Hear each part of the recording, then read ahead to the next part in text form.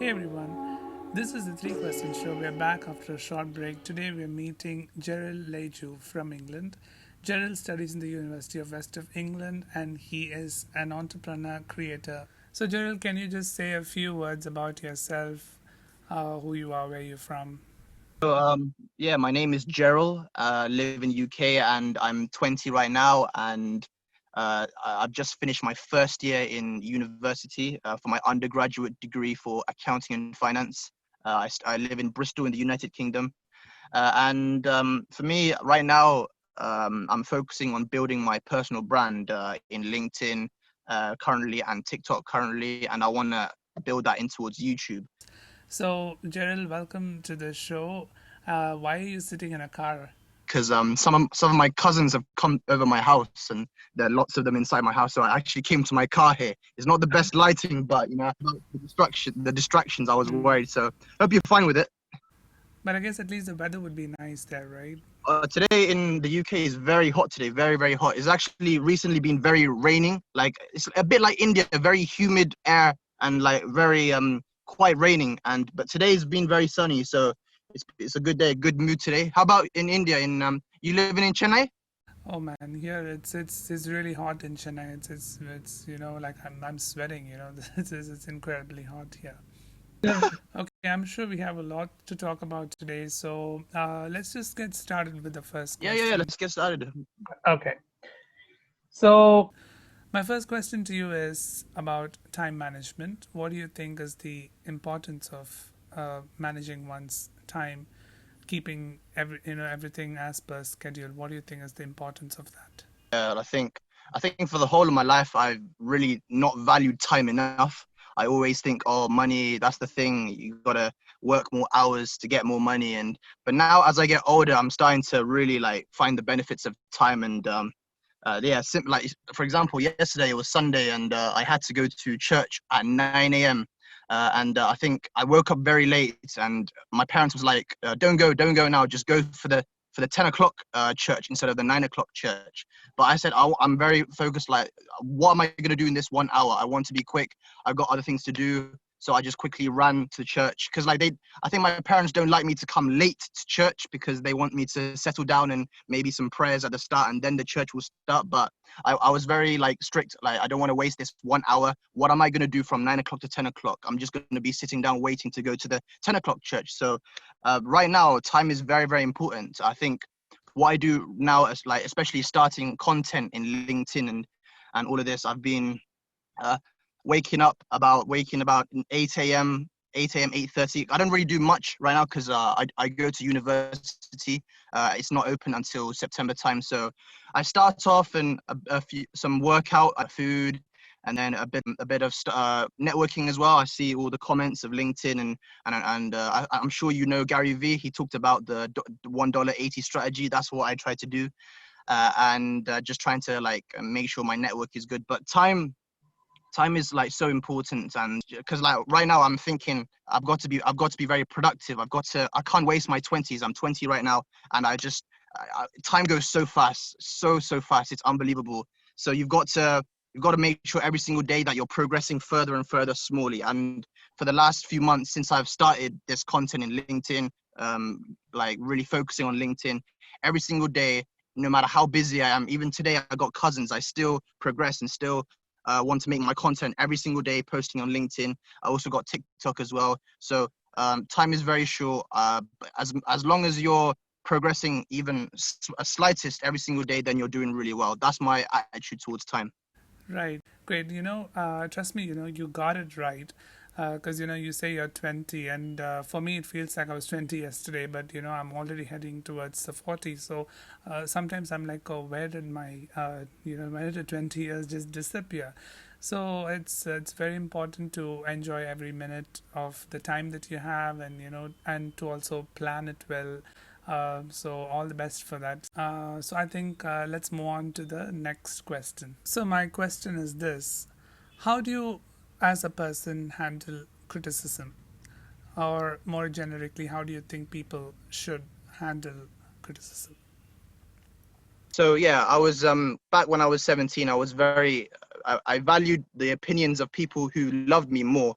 and that's okay. But I think as I grew older, I became more resilient. No matter who like criticizes me, I'm gonna be strong and I'm gonna follow my heart, and that's what I'm really happy about right now. And I think I mentioned about a book called How to Win Friends and Influence People. Are you aware of that? No. So in How to Win Friends, Influence People, there was a quote where like the best way to avoid an argument is to Okay. completely avoid it. To Mm. completely avoid it. So when someone criticizes me, when someone makes fun of me, when someone mocks me about maybe some of the videos that I make or some of the things that I'm doing, because like some of the things that I'm doing is not really like Indian stereotypical, if you know what I Yeah. mean. Like Yeah. Yeah. a lot of uncles and aunties around my place, Yeah. they're sort of questioning me, what am I doing? You should not really be doing this and you should be studying more. You know what I mean? Yeah, yeah, I know what you mean. I also have experienced that a great deal. People around us sometimes they get a little too nosy. They want to dictate, what you should do, and and try to influence your mindset through criticism. And sometimes you just need to ignore that portion and just move on. I think it's more of when I hear like those sort of criticisms, I think it feels like it's outdated. I Mm. feel like their view of life is a bit outdated. Like technology has risen and there's new ways of becoming big. You can like build a social media following and build a lot of following, and not just like, I think they think the only way to be famous is to be a movie star. You know what I mean? So I think so.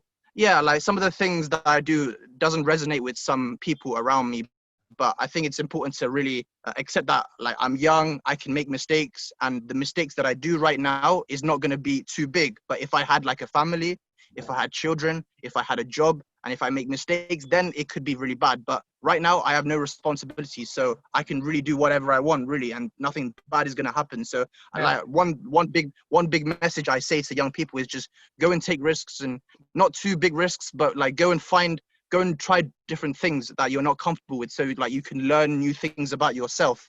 Right. So yeah, encourage risk, because you don't have many responsibilities at 20, so that's what I encourage. Yeah, man, it really resonates with something that I wrote, yesterday on LinkedIn. Something to the effect of take risks but don't gamble. So yeah, the fair point there. Yeah, I Yeah, try to like motivate people from my LinkedIn's, and just because I think it's very important to like really like go outside your comfort zone and try these risks, but again, as you say, not gamble as well. so let's just move on to the last question. Who is your favorite leader, Jeril, and why?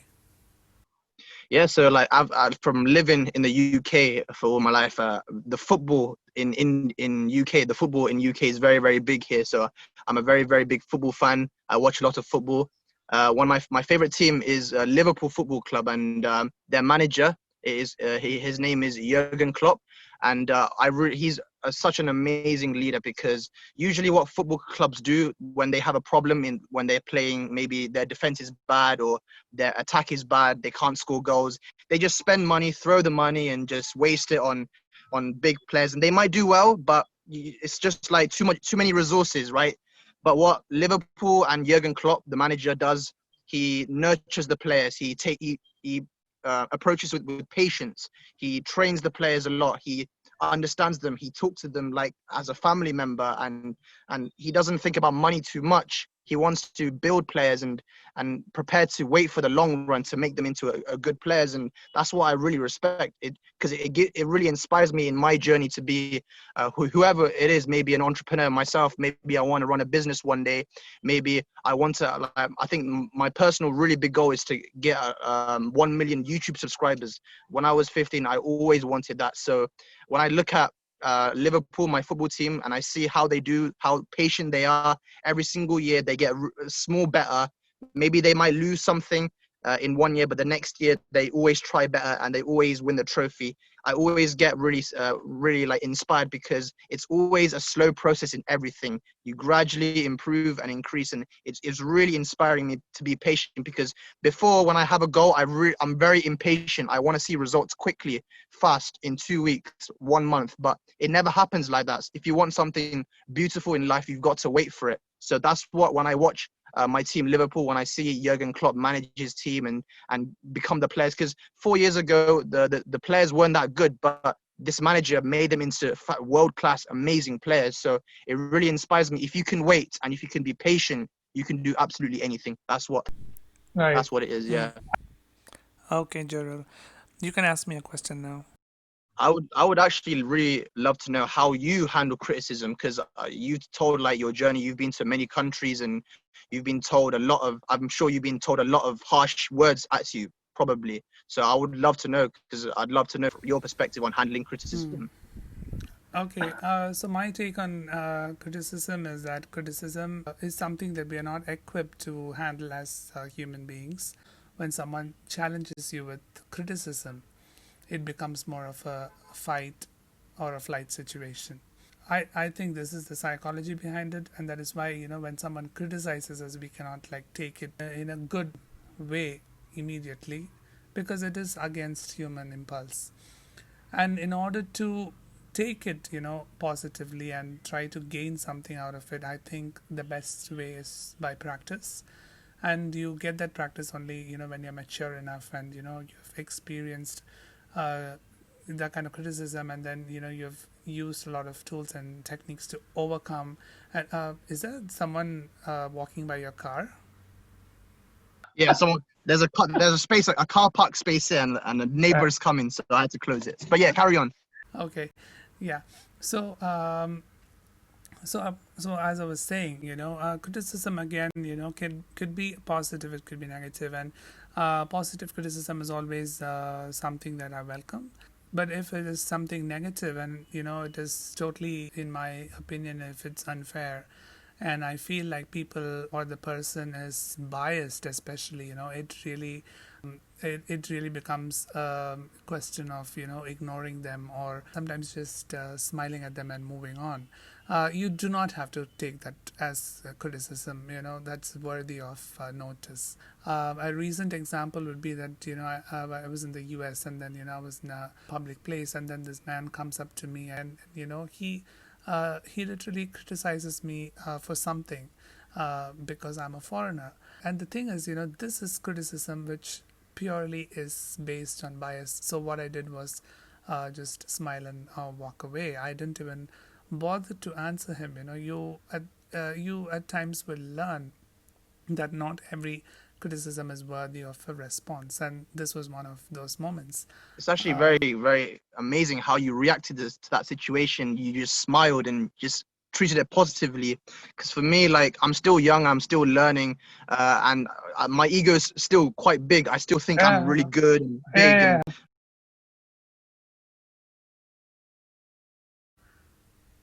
Okay, you're walking outside. my dad is going somewhere, so Thank you, Jeril. So I had a fantastic time with you. I hope to see you again on the Three Questions Show. Well, take care and have a nice day. thank you very much. Have a good day.